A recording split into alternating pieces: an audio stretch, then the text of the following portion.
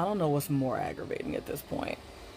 Y'all sitting here in 2026 not understanding what martial law is because you need the dictator to tell you that that's what he's doing instead of looking around you and realizing that you're already in it. Or the fact that I found out that white women are out here co-opting Say Her Name for Renee Good's murder, but y'all didn't give a damn about Keith Porter, the man that was killed by Border Patrol agent off duty at that while he was celebrating during New Year's Eve. Y'all ain't marching for him. You're marching for that white woman. And you're doing it under a hashtag that black women had to make up because our names were getting ignored when police brutality came knocking at our doors. Like, this is why we are not, this is just another reason why that we're not coming out to help y'all. We have been resting, me personally, I've been resting this whole time, but most black women decided to finally start resting after the way y'all betrayed black women yet again in this past election, allowing this dictator back in office because rigging be damned, y'all still voted the way you did. And it's the typical white supremacist BS because after you make it clear that you do not give a damn about us and don't want us in positions of power over you, you are waiting for us to save you from yourselves at our own expense. At the expense of our body, our lives, our mental and emotional labor. You just keep expecting it. You fake allies and all that, y'all keep expecting something out of us when you give us nothing in return. But it's the other side of that, because y'all be really just pissing me off because you think that now I see people saying hold the line, Minnesota, don't get violent because he'll declare martial law on you. Y'all had to close the school in Minnesota because ICE agents, after murdering Renee, went around the corner, terrorized that building, sprayed tear gas or whatever as those kids were leaving school that day. I got news for y'all, and I'm not holding y'all hand. You're already under martial law. We are already under martial law. Just like the abortion ban, we're also under. They just won't tell you that that's what it is, but that's exactly what is happening. If it walks like a duck and talks like a duck, it doesn't have to introduce itself to be a duck for you to know that it's a duck. You are under martial law right now. What difference does it make if you fight back or not? He gonna tell you that's what it is? A white woman was killed in broad day. That man said that if he was elected, he could kill someone in the middle of Times Square the same way that ICE agent murdered Renee. The same way that off-duty agent murdered Keith Porter in California. But y'all don't care about Keith. Have you seen this young woman on TikTok? The emotion behind what she said will stop you cold. My name is Anaya Porter. My father's name was Keith Porter Jr. My father's dead. He was killed by an off-duty ICE agent. So who was Keith Porter? According to media reports, he was a girl dad. He had a couple of daughters, a jack of all trades, they said, had a good sense of humor, and loved to fish. But he was killed on New Year's Eve in Northridge, California, and now people are asking why. Here's what happened according to DHS. They say an off-duty ICE officer heard some gunshots, heard some gunfire, grabbed their ICE-issued gun, and then went outside. That's when they encountered Keith Porter. According to DHS, the officer identified himself, told Porter to put down his gun. Porter did not do it. The officer at some point fired some shots, killing Porter. They say at some point, Porter fired at least 3 rounds at the officer. That's according to DHS. The family is not buying it. They said that Keith fired those shots to celebrate the new year, which people do. Apparently, some witnesses say they didn't hear the officer identify themselves. Well, now the family has lawyered up. What should have been a simple arrest and possible a citation has turned into a death sentence. The investigation into what happened with Keith is still ongoing at this moment, but his daughter's video has received over 2 million views. That's because of her raw emotion and the power of this story, and also because of what happened to Renee Nicole Good, another case involving an ICE officer and someone ending up dead. Are you aware that a black man called Kate Porter was unalive on the 31st of December when everyone was busy celebrating the New Year's Eve?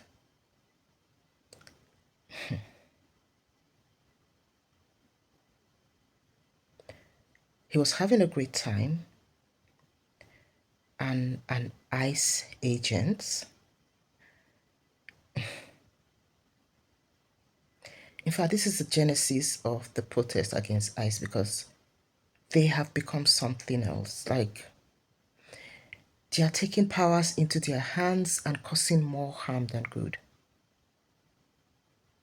And I believe they are going beyond the limits of the law, and this is why everyone is protesting. But the truth is, the blacks are tired. They can't protest anymore, as it has always been the same thing. If we protest from now till tomorrow, nothing is gonna change. In fact, it's just so crazy. I don't even know. When will all of this stop? Like, this can't continue to happen. Let's go check out what other videos I've put together, and I'll be right back. Why is this the first time hearing about Keith Porter Jr., the black man who was murdered by an off-duty ICE agent on New Year's?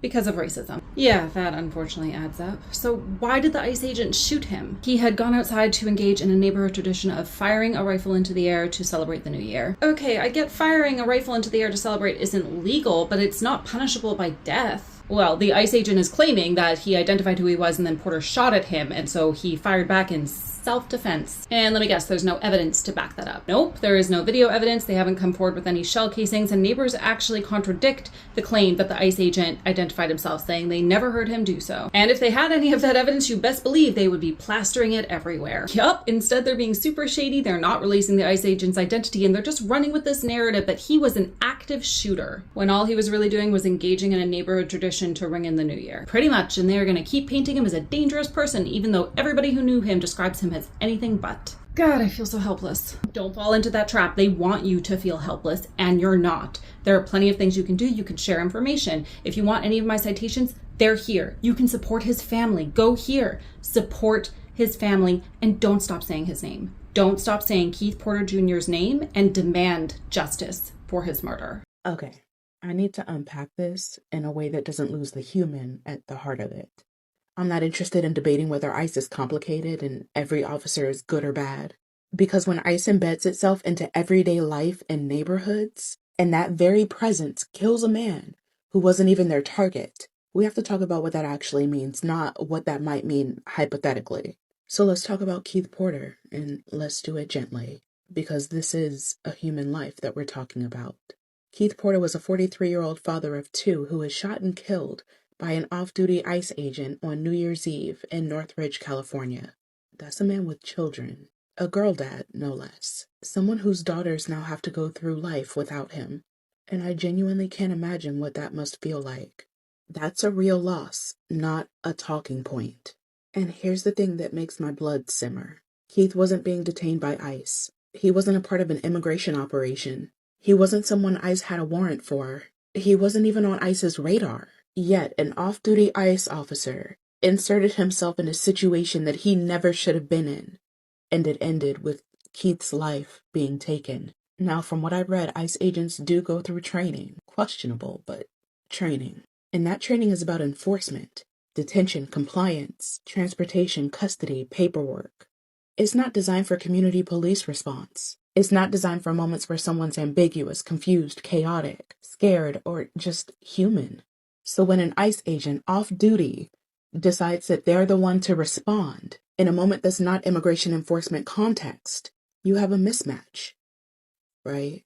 You have enforcement training, not community safety training. You have authority, not discretion. You have orders and compliance, not judgment and empathy. That mismatch is deadly. And it's also why we saw the killing of Renee Nicole Good in Minneapolis, a 37-year-old mother and writer who was shot 3 times in the face by an ICE officer. That shooting has sparked nationwide protests, and local leaders called for accountability after video contradicted the official narrative. 2 different people, 2 different cities, same structural problem. Not one bad moment.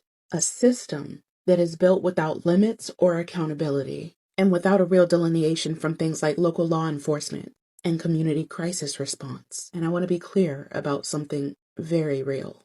I couldn't and wouldn't want to imagine what Keith's daughters are going through right now. That's not political. That is human. Whatever the legal narratives are, whatever self-defense language gets used, whatever DHS says, a father is gone. His family is grieving. That's the price humans pay when an agency that wasn't designed for everyday civilian moments starts acting like it is.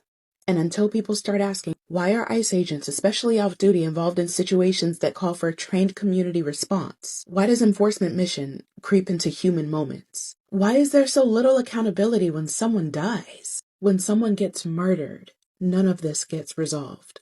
Keith didn't die because he was a threat. He died because enforcement power without proportional limits got used in a moment that it never should have been in. That's the structural truth, and honestly, that's why this keeps happening. Now I understand why they kept what happened to Keith Porter a secret and didn't put it in the news, y'all. This story is sad. Y'all and I done read several different articles about it that wasn't publicly exposed for nobody really to read about it. But come on, a simple little tea with Auntie, we definitely got to talk about it, y'all. This story here is disgusting, to say the least, y'all. This occurred on New Year's Eve. Now, I want all of y'all to take a trip. Think about when you was growing up into your adulthood. Think about it. What is something that we all do on New Year's Eve? I mean, I've seen it happen since I was a little bitty girl and I'm 38 years old. We go outside, we shoot fireworks, we pop bottles, we might kiss when the clock strikes 12, y'all, and we shoot guns. For as long as I can remember, y'all, since the beginning of the time, we shoot guns. So Keith Porter was outside his apartment, y'all, and he had a rifle, and he was celebrating the holiday by shooting his gun. We all do it. This ICE agent that came up out his apartment to come out there and tend to that man's business. That ain't the only gunshots that he heard that night, y'all. Everybody was shooting because that's what we do. And how can you tell the difference between fireworks and shots a whole lot of time? All you hearing is boom, boom, boom. So he takes his tail outside to where that man is at, y'all, and try to order him to put down his rifle while he in the front of his house. Now, am I saying shooting a gun is legal? No, but we all celebrate that way for New Year's Eve, and y'all know it. So this man tell that man to put down his gun, and of course he probably was like, why is you trying to tell me what to do with my stuff? I'm outside just trying to enjoy my New Year's, y'all. And he killed that man. He killed that man. That ICE agent committed murder, y'all. New Year's Eve? Come on, y'all. Y'all know what we all do to celebrate. You hear nothing but noise outside on New Year's. When is it ever quiet? When do you don't hear booms or nothing else? That's why that story was kept out of the news, y'all. 43-year-old man killed on New Year's Eve when everybody outside shooting. Why'd you pick him to try to go tell him to put down his rifle? It's disgusting to say the least, y'all. It's disgusting to say the least. That's why they keeping that story hush, hush, quiet, y'all. It all makes sense. This happened on New Year's Eve when everybody was outside shooting. Everybody was popping fireworks. Everybody was popping bottles and screaming and everything else, bringing in their new year. Bunch of bull if I ever seen it. This story ain't out enough, y'all. When you see this video come across your For You page, your timeline, or wherever you may see my face or hear my voice, man, share it out. Put it out there, y'all. Prayers going out for the Porter family, y'all. My heart goes out to y'all with every fiber of my being. That's a sad situation. So prayers going out for the entire family, and I pray that he get the justice that he truly deserves, and everybody knows that he deserves it. Very sad situation. Again, prayers going out to the Porter family. And as always, thank y'all for sipping a little more tea with Ain't Tea. Bye, y'all. Last week, a man named Keith Porter was killed by an off-duty ICE agent, but you probably haven't heard his name. And while part of that may be because of the ICE agent being off-duty rather than on-duty with a large crowd, we also know the biggest reason why this exists. Keith Porter is a black man, and black men, black women that get killed by agents, officers, don't get the same amount of national attention. Many people online have been very angry at me and other black people for saying not to use the phrase "say her name" when it comes to Renee Good, and this is part of the reason. It has taken 7 days for the average person, and not even the average person, but for people online to find out about Keith Porter, while most people across the country know who Renee Good is within 24 hours. Within 24 hours, people have started marching for her. They have been sharing the stories of her families. They have been talking about her, sharing posts of her, memorializing her, making sure that she is known. Meanwhile, Keith Porter's family, they've been struggling to get into the news cycle. They've been struggling to have any conversation. And the same defense that ICE agents are using to justify killing Good is the same defense that they're using for justifying killing Porter. They say that he had a weapon and that he pointed it at them first, despite the fact that nobody on the scene concurred that, aside from the officer who shot him. These are the conversations that we need to be having. It's not divisive to ask you to use language that matters. It's not offensive to ask you to consider how you're speaking about an issue, because part of the reason why fascism is happening now in the United States is because certain groups of people have never had to care this much. We've been under attack as Black folks for a very long time. Indigenous folks understand. Many Latinos understand. There are many groups that understand that we have been under attack for a long time, but there are many folks that have just woken up, even in the last week, that are screaming, saying that we're being divisive. But what's more divisive? Refusing to acknowledge the work of someone that came before you, of people that have been here, people that have consistently voted in favor of not having things like this happen, or people who just showed up to the fight? Who is in charge of the language?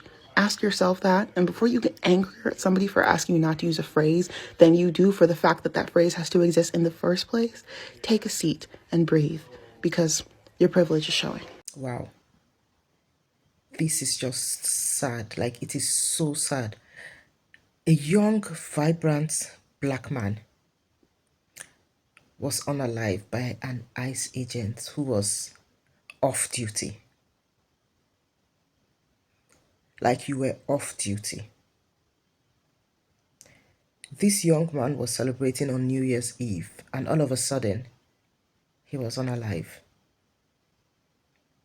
And guess what? Nothing was done afterwards. People didn't even hear about it until several days later. And why is that? Because he was a Black man. You heard the story of a white woman that was unalive as well. We heard it everywhere. Within 24 hours. It was all over the news, all over social media, All lives matter, whether Black or white. If someone was unalive on the 31st of December, it should be everywhere on the internet, everywhere on the news. We should hear about it. We shouldn't hear about it 7 days later. It took the daughter of the man to make a post on social media before people got to know about it. Every life matter. All lives. In fact, I'm out of here. Sincerely, I'm done.